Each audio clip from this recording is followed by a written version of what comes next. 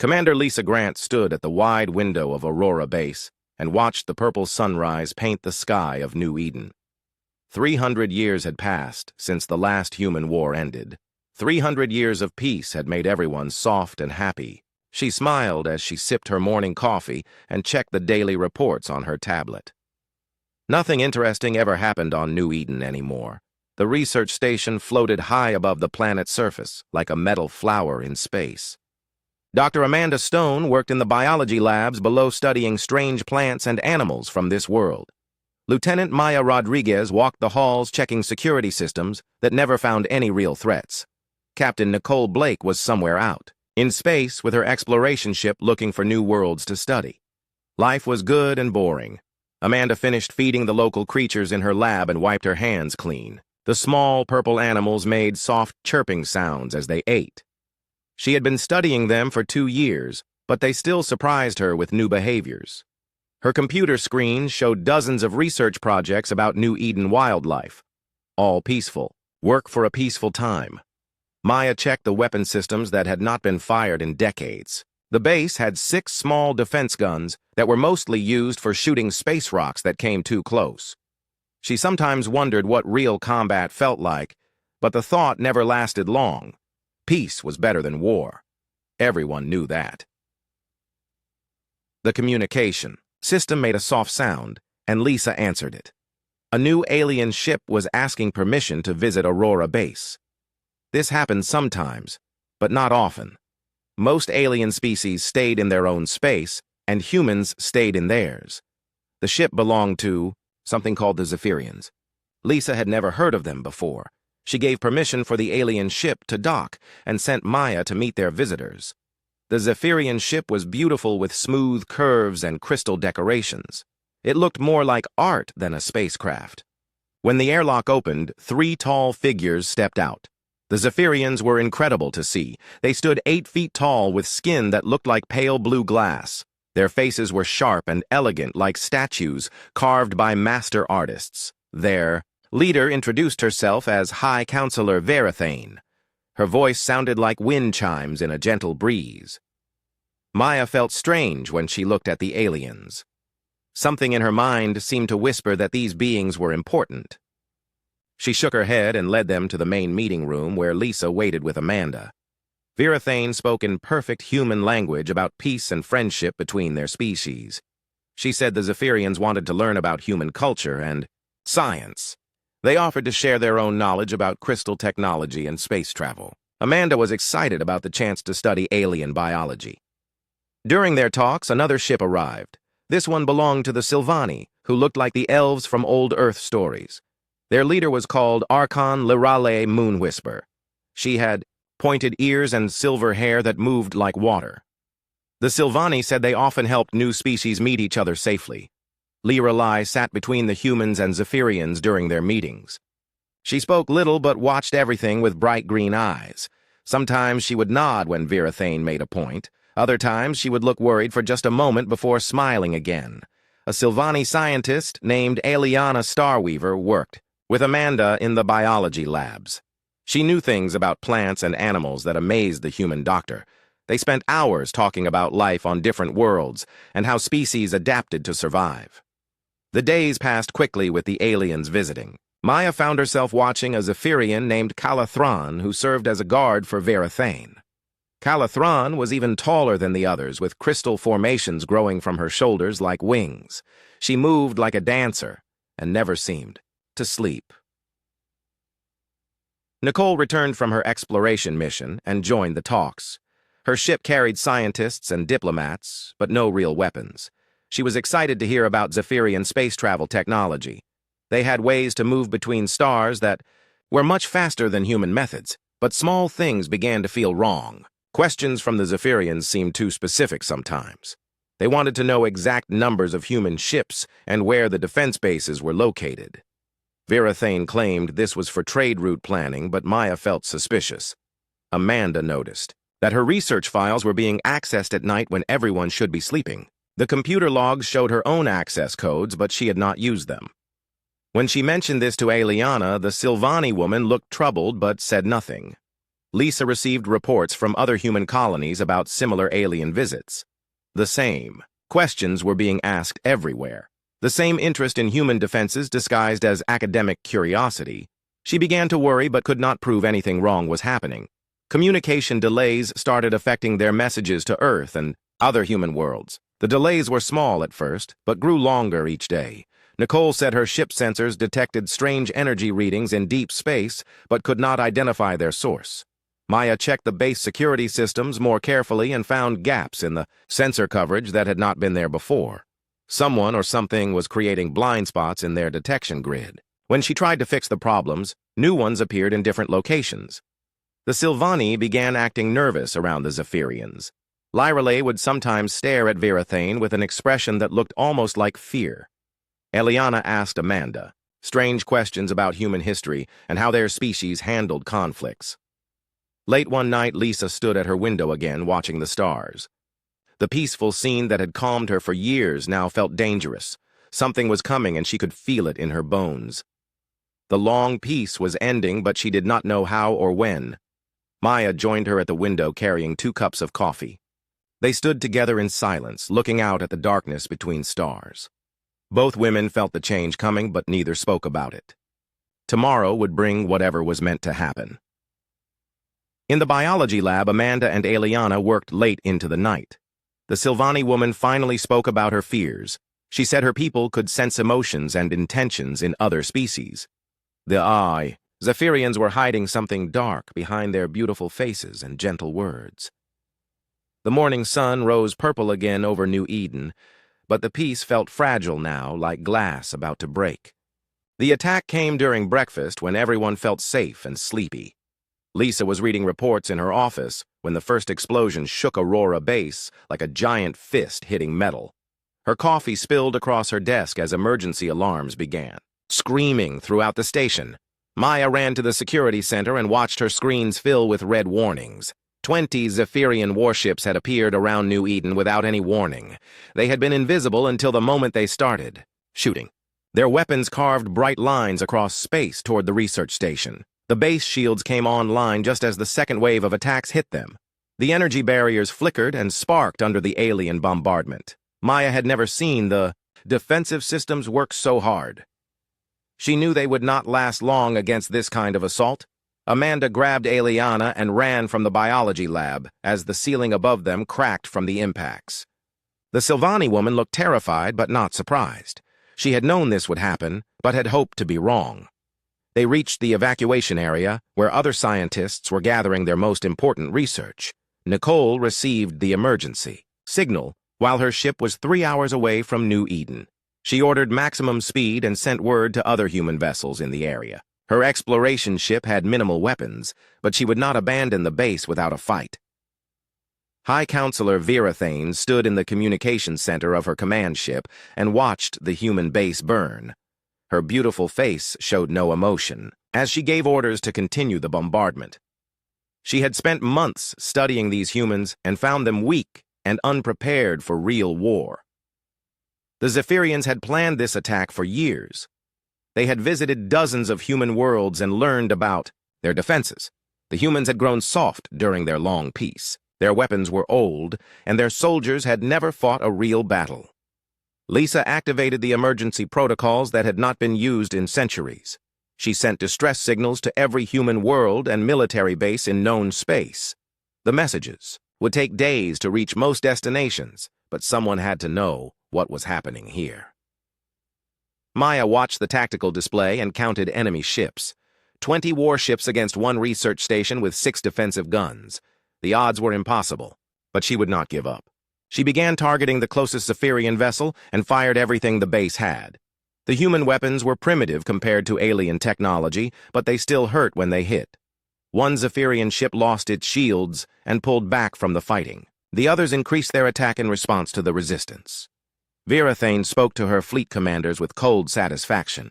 The humans were fighting back, but it would not matter. In a few hours, Aurora Base would be destroyed, and its defenders would be dead. Then the real invasion of human space would begin.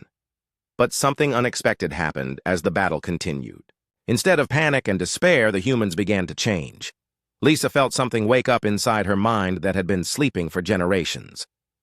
The fear in her chest transformed into something else entirely. Maya noticed it first when a junior officer asked about evacuation procedures.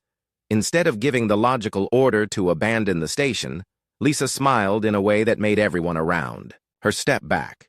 She told the officer that nobody was evacuating anywhere. Amanda helped load research data into escape pods while explosions rocked the base around them. But instead of looking scared, she seemed almost excited. She asked Aliana detailed questions about Zephyrian biology and how their bodies might react to various toxins. The Silvani woman stared at her human friend with growing alarm. Through her empathic abilities, she could sense something ancient and predatory awakening in the human minds around her. The change was spreading from person to person like a contagious disease. Nicole pushed her ship engines beyond safety limits as she raced toward New Eden. Her crew worked frantically to modify their scientific equipment into makeshift weapons. When her communications officer suggested calling for help, Nicole just laughed and said help was not needed. On the Zephyrian command ship, Vera Thane noticed the strange behavior of her human targets. The base defenders should have surrendered by now, or at least tried to flee. Instead, they were fighting harder, and their radio chatter sounded almost cheerful. Calathron reported that the human defensive fire was becoming more accurate and coordinated.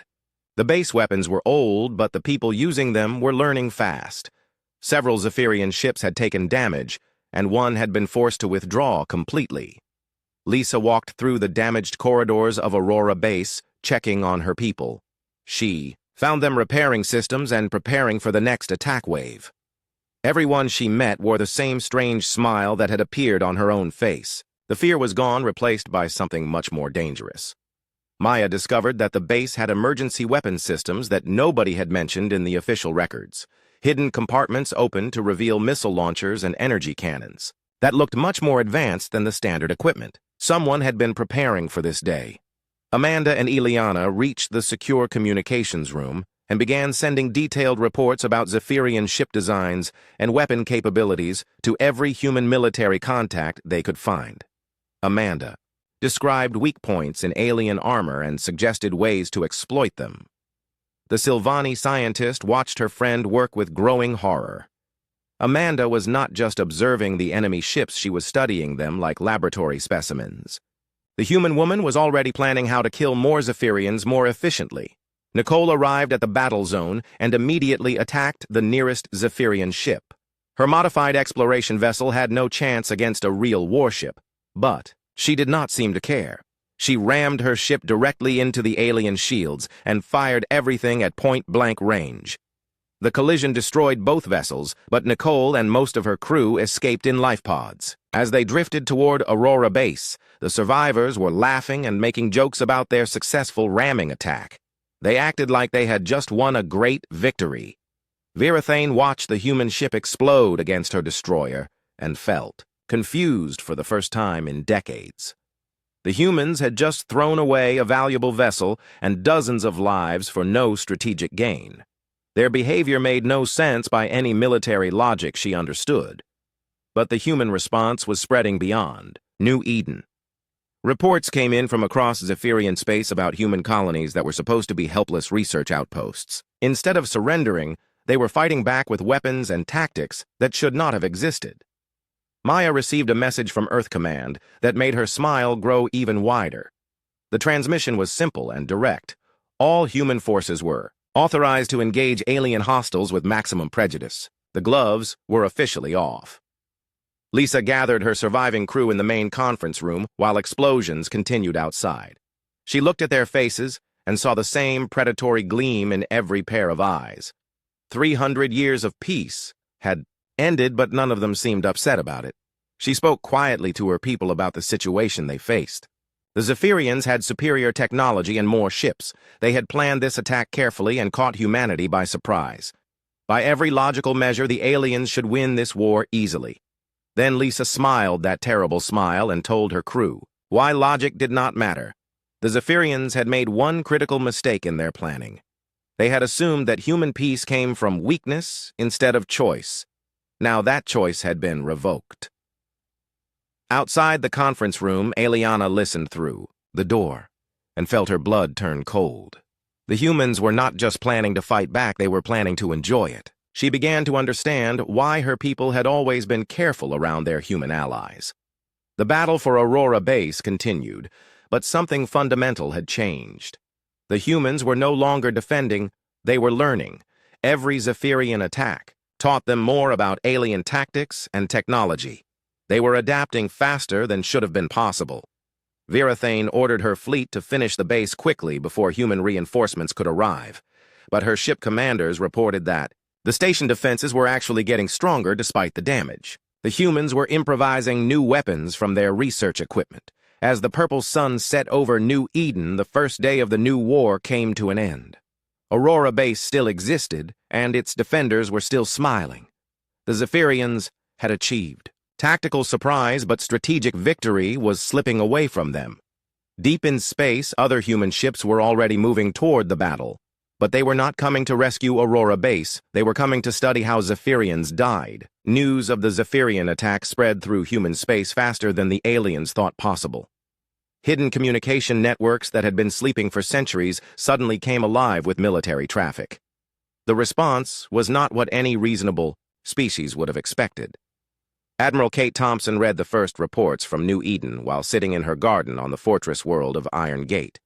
She had retired from military service 50 years ago, but the smile that spread across her weathered face would have terrified her old enemies. She walked to her basement and began opening storage containers that had not been touched in decades. On Earth, the military high command received emergency alerts about the alien invasion. Instead of panic, the generals and admirals looked at each other with expressions of barely contained excitement. War plans that had been theoretical exercises for centuries were suddenly dusted off and updated for real use. Captain Rachel Murphy commanded what appeared to be a simple cargo convoy near the border of human space. When she received word about the attack, she ordered her ships to implement Protocol 7. The harmless freighters began unfolding like mechanical flowers to reveal hidden weapon systems and armor plating. Maya coordinated Aurora-based defenses while monitoring communications from across human territory. Reports came in from dozens of worlds about sudden military preparations. Mining equipment was being converted to weapons. Research facilities were revealing hidden bunkers. Peaceful colonies were transforming into fortresses. Lieutenant Colonel Amy Peterson had been supervising terraforming operations on the frontier world of Haven's Rest. When the war began, she gathered her engineers and showed them blueprints they had never seen before. The massive construction machines they used to build cities could be repurposed to level them just as easily. Ileana worked beside Amanda in the damaged biology lab of Aurora Base and watched her human friend with growing amazement. The gentle scientist who had spent years studying harmless creatures was now developing biological weapons with casual efficiency. She asked questions about Zephyrian anatomy that made the Sylvanai woman shiver. Archon Lyra Lay Moonwhisper stood in the council chambers of her people and felt the change spreading through human minds across the galaxy. Her empathic abilities detected the awakening of something ancient and terrible. The humans were not just preparing for war, they were celebrating it. Dr. Kate Williams received a priority message while working at her research station near Alpha Centauri.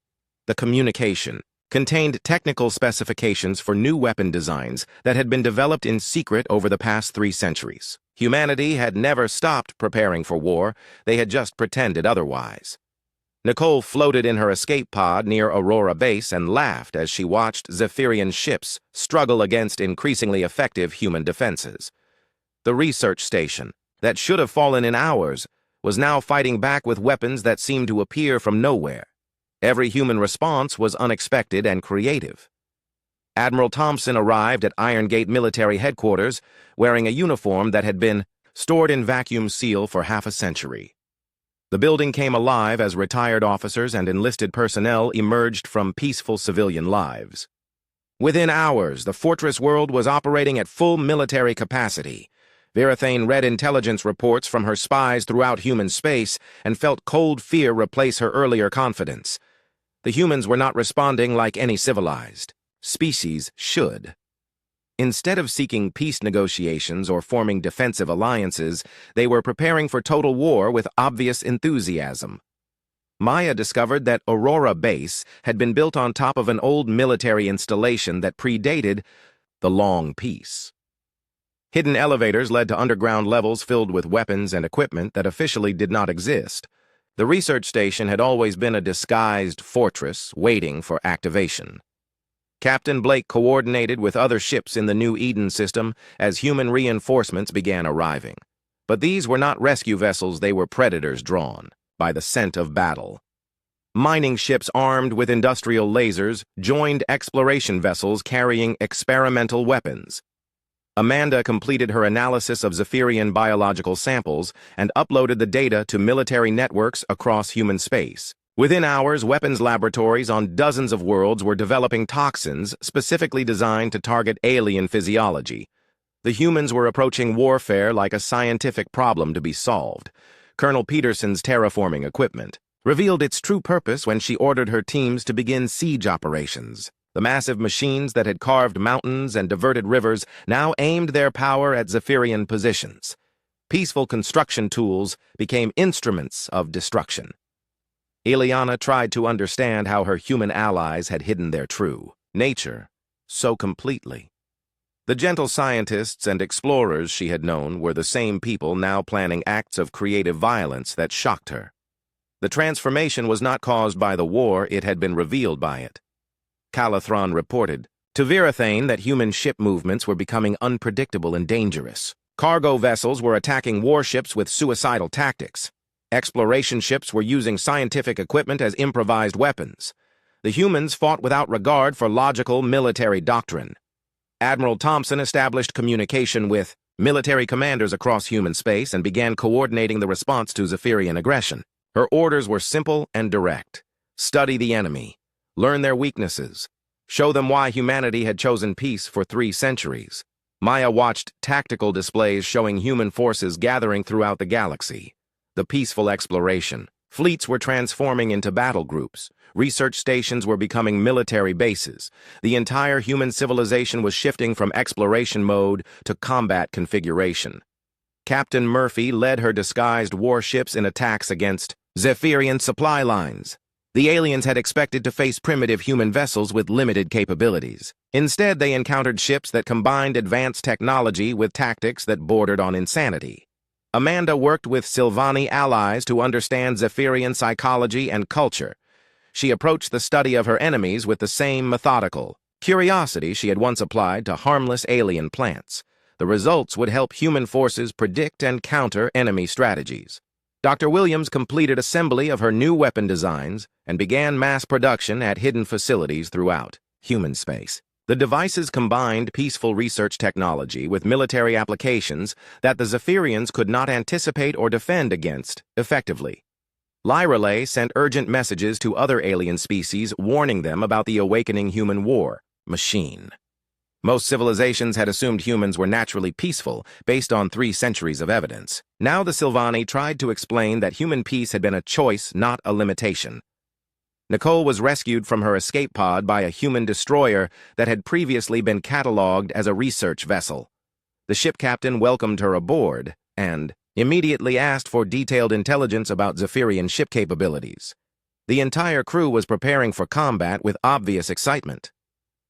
Virathane received reports that human forces were moving to reinforce not just New Eden, but every frontier world in their territory. The aliens had expected their surprise attack to create panic and confusion. Instead, it had triggered a coordinated military response that seemed planned in advance. Colonel Peterson's construction equipment completed conversion to siege artillery and began bombarding Zephyrian positions on the surface of New Eden. The terraforming tools that had once created gardens and cities now carved craters and fortifications in the alien defensive lines. Maya established contact with other human installations throughout the galaxy and realized the true scale of their hidden military preparations. Every peaceful colony had concealed weapons. Every exploration ship carried experimental combat systems. Humanity had been ready for war while pretending to want peace. Admiral Thompson smiled as she reviewed casualty reports from the first week of fighting. Human losses were acceptable, and Zephyrian losses were encouraging. More importantly, the humans were learning from every engagement while their enemies struggled to adapt to unpredictable tactics. The war was spreading across multiple star systems as human forces engaged Zephyrian fleets with increasing effectiveness. What had begun as an alien surprise attack was becoming a human counteroffensive. The prey had transformed into predators, and they were hungry for victory. Amanda uploaded her latest biological weapon designs to the military network and began working on new variants. She hummed quietly while she worked, as if developing tools of mass destruction was just another interesting research project. The sound made even her Sylvani allies nervous. As the third week of war began, the Zephyrians realized they had made a terrible mistake. They had awakened something that had been sleeping in human civilization for 3 centuries. Now that something was fully awake and it was smiling. The human counterattack began with tactics that made no sense to any civilized military mind. Colonel Beth Williams led the first major offensive against Zephyrian positions using modified mining explosives that had been designed for asteroid removal. She turned entire moons into kinetic weapons by destabilizing their orbits and aiming them at enemy fleet formations. The Zephyrians watched in horror as chunks of rock the size of cities crashed into their carefully positioned battle groups. Their advanced shields and energy barriers were designed to stop conventional weapons, not geological bombardment. Admiral Thompson smiled when she received the battle reports and immediately ordered similar attacks throughout human space. Dr. Amanda Stone completed her biological warfare project and deployed the first generation of viruses designed to attack Zephyrian technology. The organisms were engineered to consume specific metals and crystal formations found in alien equipment. Ships began failing in deep space as their hulls dissolved from the inside. Maya coordinated Aurora base operations as the station transformed into a forward command center for human military forces. The research facility that had barely survived. The initial attack was now directing raids against Zephyrian supply lines. Hidden factories in the lower levels produced weapons faster than the aliens could destroy them. Captain Rachel Murphy pioneered the swarm tactics that would become standard human doctrine. Her disguised cargo ships attacked Zephyrian warships in groups of 20 or 30 vessels. Each ship was expendable, but together they could overwhelm enemy defenses through sheer numbers and unpredictable movements.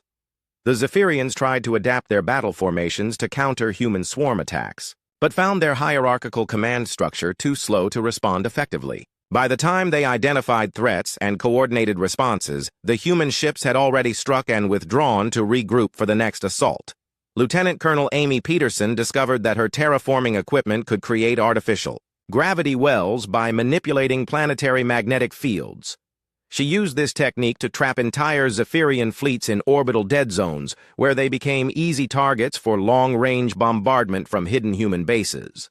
Eliana Starweaver worked with human scientists to combine Sylvani empathic abilities with human tactical planning. The results were devastating psychological warfare campaigns that disrupted Zephyrian unit cohesion by broadcasting confusing emotional signals during combat operations. Admiral Kate Thompson established new military doctrines based on the principle that human lives were acceptable losses if they achieved strategic objectives. This philosophy horrified alien observers, but proved brutally effective against enemies who valued individual preservation over mission success. Captain Nicole Blake commanded a squadron of exploration vessels that had been converted into boarding ships. Her crews specialized in capturing intact Zephyrian warships and turning them into weapons against their former owners. The humans reverse-engineered alien technology faster than their enemies could develop countermeasures. Maya received reports from across the battlefront describing human innovations that defied conventional military logic. Cargo ships loaded with antimatter charges rammed capital vessels. Research stations used experimental physics equipment to create localized black holes. Mining colonies launched asteroids equipped with navigation systems. Dr. Kate Williams perfected her weapon designs and began distributing them to human forces throughout the galaxy. The devices combined peaceful research applications with military purposes in ways that bypassed all known defensive systems. Zephyrian fleets found themselves vulnerable to attacks they could not predict or prevent. Verathane struggled to understand how her carefully planned invasion had become a desperate fight for survival. Every tactical manual in Zephyrian military history said the humans should have been defeated within weeks. Instead, they were adapting and evolving their strategies with each engagement. Colonel Peterson led ground assault teams that used construction equipment as improvised weapons platforms. Excavation machines became mobile artillery. Atmospheric processors were converted into chemical weapon delivery systems. The humans treated every tool as a potential instrument of war. Amanda collaborated with Silvani biochemists to develop targeted toxins that affected specific Zephyrian genetic markers. The weapons were delivered through modified terraforming aerosols that appeared harmless until they reached alien respiratory systems. Entire enemy installations fell silent within hours of exposure. The human fleet under Admiral Thompson began, implementing fleet tactics that involved sacrificing capital ships to achieve minor tactical advantages. The Zephyrians could not comprehend an enemy willing to trade valuable resources for marginal gains, but found themselves steadily losing strategic positions. Maya coordinated with intelligence networks that had been hidden within alien territory. For decades, human spies emerged from deep cover to sabotage Zephyrian infrastructure and provide targeting data for military strikes. The aliens realized they had been infiltrated far more thoroughly than they had imagined. Captain Murphy developed ramming techniques that maximized damage while ensuring crew survival. Her ships were designed with heavily armored command sections that could detach before impact. This allowed human forces to destroy enemy vessels while preserving experienced personnel for future operations. Nicole Blake's boarding specialists became experts at capturing alien technology and adapting it for human use. They installed human control systems in Zephyrian ships and used the converted vessels to attack their former allies. The psychological impact on enemy morale was devastating. Dr. Williams created weapon systems that used quantum physics principles, discovered through peaceful research. The devices could phase through conventional shields and armor by manipulating dimensional boundaries. Zephyrian defenses became useless against attacks that operated outside normal spacetime. Ileana watched human military commanders plan operations with the same methodical approach they had once applied to scientific research. They treated war as an engineering problem to be solved through experimentation and iteration. The results were horrifyingly effective. Colonel Peterson's siege weapons carved through Zephyrian fortifications, like tools cutting through soft materials. The construction equipment that had built human colonies was perfectly suited for dismantling alien defensive positions. No barrier could withstand machines designed to reshape entire continents. Admiral Thompson reviewed battle reports and felt satisfaction at human adaptation rates. Her forces were learning enemy capabilities faster than the Zephyrians could change their tactics. Each engagement provided data that improved the effectiveness of subsequent attacks.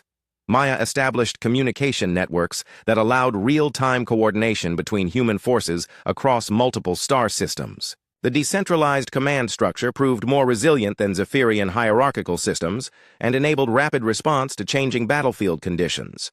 Amanda's biological weapons evolved through multiple generations as human laboratories, refined their effectiveness against alien physiology. The organisms became more specialized and harder to detect with each iteration. Zephyrian medical systems could not develop countermeasures fast enough. Captain Blake led combined human and Silvani strike teams that used captured alien vessels to penetrate deep into enemy territory. The raids targeted research facilities and command centers using insider knowledge provided by converted Zephyrian technology. The war entered its second month with human forces gaining momentum across all fronts. What had begun as a desperate defense had become an aggressive offensive that pushed deeper into alien space with each passing week. The Zephyrians found themselves fighting for survival against an enemy they had completely misunderstood. Virathane received reports of human fleets approaching the core worlds of her empire and realized the terrible truth. The species she had dismissed as weak and unprepared was systematically dismantling her civilization using tactics and weapons that defied every principle of civilized warfare. Maya smiled as she watched tactical displays showing human forces, advancing on all fronts. The peaceful research station where this had all begun was now the center of a military campaign that would reshape the balance of power in the galaxy. The humans were no longer defending, they were conquering. The Zephyrians began to understand that they had not attacked a civilization at peace. They had awakened a sleeping war machine that had been disguised as explorers and scientists. Now that machine was fully operational and it was hungry for victory. The final battle began at Crystalline Reach, where High Counselor Vera Thane made her last desperate stand with the remaining Zephyrian fleet. The fortress system contained their most advanced weapons and strongest defenses, but Admiral Kate Thompson approached it with the same terrifying smile that had marked human faces throughout the war. Maya coordinated the assault from Aurora Base, which had become the primary command center for human military operations. The research station that had barely survived the first alien attack now controlled fleets spanning dozens of star systems. She watched tactical displays showing the largest space battle in galactic history. Captain Nicole Blake commanded the rebuilt exploration vessel Horizon's Edge as it led the human vanguard toward the Zephyrian stronghold. Her ship had been reconstructed with technology captured from alien vessels and crewed by survivors who treated the upcoming battle like a scientific experiment with deadly variables. Aliana Starweaver worked alongside human tactical planners to coordinate Silvani's support for the final offensive. Her people provided empathic intelligence about Zephyrian morale and psychological weaknesses, while human forces prepared weapons that defied conventional military logic. Admiral Thompson implemented the most audacious strategy of the entire war by ordering her capital ships to ram directly through Zephyrian shield arrays while simultaneously detonating antimatter charges inside enemy formations. The human fleet accepted total destruction to achieve tactical breakthrough against impossible odds. Dr. Amanda Stone monitored the biological weapons she had deployed throughout Zephyrian space as they reached maximum effectiveness during the battle. Alien ships began failing as their hulls dissolved and their crews succumbed to engineered toxins that targeted specific genetic markers found only in their species. Lieutenant Colonel Amy Peterson directed the siege bombardment that carved through Crystalline Reach's planetary defenses using converted terraforming equipment. The massive construction machines that had once built cities now dismantled entire fortress complexes with methodical precision. Vera Thane watched her carefully planned. Defenses crumble under human assault tactics that made no logical sense. The attackers sacrificed valuable ships and experienced crews to gain minor tactical advantages that accumulated into strategic victory through sheer persistence and creative violence. Captain Rachel Murphy led the final assault wave against Vera Thane's command ship using boarding pods launched from vessels that were already burning and dying. Her teams fought their way through alien corridors while explosions tore apart the ships around them. Nicole Blake guided Horizon's Edge through the chaos of the main battle as human and Zephyrian fleets tore each other apart in close quarters combat. Her crew used captured alien weapons against their former owners while broadcasting psychological warfare signals developed by Silvani allies. Maya received reports from across the battlefield showing human forces adapting their tactics in real time as they learned more about enemy capabilities. The attackers treated each engagement as a learning opportunity that improved their effectiveness for subsequent operations. Amanda monitored her biological weapons as they evolved through multiple generations during the battle itself. The organisms adapted to Zephyrian countermeasures faster than alien medical systems could develop new defenses. Entire enemy formations fell silent as the weapons reached critical effectiveness. Colonel Peterson's artillery completed the destruction of Crystalline Reach's surface installations, while human boarding teams fought through the orbital platforms. Above, the siege weapons that had once terraformed worlds now carved through alien fortifications like industrial tools cutting soft materials. Admiral Thompson led her surviving ships in the final push toward Vera Thane's position while accepting casualties that would have horrified any reasonable military commander. The human forces treated their own lives as acceptable losses in pursuit of strategic objectives that required total commitment. Ileana used her empathic abilities to track Vera Thane's emotional state as the Zephyrian leader realized the hopelessness of her situation. The alien commander was experiencing something her species had never encountered before: total defeat at the hands of beings they had dismissed as primitive. Captain Blake's team reached Vera Thane's command center and captured the Zephyrian leader alive despite her attempts to destroy herself rather than face human justice. The alien woman was forced to watch as her remaining fleets surrendered or fled from the advancing human forces. Maya coordinated the final phases of the battle as Zephyrian resistance collapsed throughout the Crystalline Reach system. The aliens, who had initiated this war with surprise attacks, were now experiencing the full creativity of human military thinking applied without restraint or mercy. Amanda began interrogating captured Zephyrian scientists to learn more about their technology and psychology while the battle still raged around them. She approached the study of her prisoners with the same methodical curiosity she had once applied to harmless research subjects. Major Rodriguez, now promoted from her original position, led the security teams that processed thousands of Zephyrian prisoners as their forces surrendered in massive groups. The aliens were experiencing something their civilization had never imagined: total military defeat by supposedly inferior opponents. Dr. Kate Williams analyzed captured Zephyrian technology and began developing new weapon systems that combined alien science with human engineering principles. The results promised to revolutionize military capabilities far beyond anything either species had previously achieved. Nicole Blake stood before the captured Vera Thane and forced the alien leader to experience human memories through neural interface technology. The Zephyrian woman was shown 3 centuries of human peace and the conscious choice to maintain it despite possessing the capacity for total war. The revelation broke Vera Thane's understanding of reality as she realized that humans had not become peaceful because they lacked the ability to wage war. They had chosen peace because they understood war too well and knew its true costs better than any species in the galaxy. Maya received surrender communications from Zephyrian fleets throughout their former empire as news of Vera Thane's capture spread among the alien forces. The species that had initiated Galactic War was now begging for mercy from the humans they had tried to destroy. Admiral Thompson established the new Galactic Order during negotiations with surviving Zephyrian leaders and representatives from other alien species. The humans had proven their military superiority, but now offered something unexpected: the chance for former enemies to join their alliance.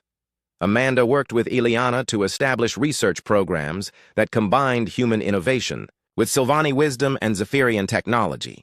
The 3 species began developing scientific advances that none could have achieved alone while maintaining the military strength to deter future aggression. The war officially ended when Vera Thane signed surrender documents aboard Aurora Base, where the conflict had begun. The research station that had barely survived the first attack now hosted the ceremony that established human leadership in galactic affairs. Colonel Peterson supervised the conversion of military equipment back to peaceful purposes while maintaining the capability to reverse the process if future threats emerged. Her terraforming machines resumed their original function of building worlds, while retaining their capacity to destroy them. Maya became Admiral Maya as she oversaw the establishment of new defense networks throughout human space. The peaceful exploration fleets remained ready to transform into battle groups at a moment's notice.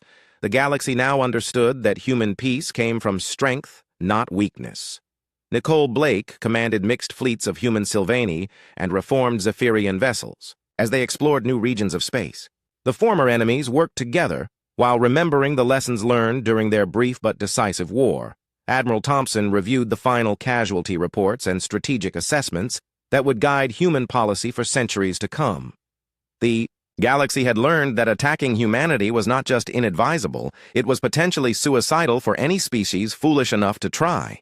Ileana established diplomatic protocols that helped other species understand human nature without triggering the responses that had destroyed the Zephyrian Empire. Her people served as interpreters between human creativity and alien logic in the new galactic order. Amanda continued her research with willing volunteers from all species as she developed new technologies that could build or destroy with equal efficiency. The choice between creation and destruction remained with humanity, but other species now understood the full implications of that choice. The long peace had ended, but something better had taken its place.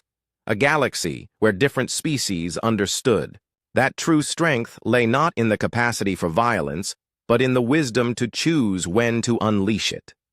Humans smiled not because they were cruel, but because they had finally found others worthy of their creativity.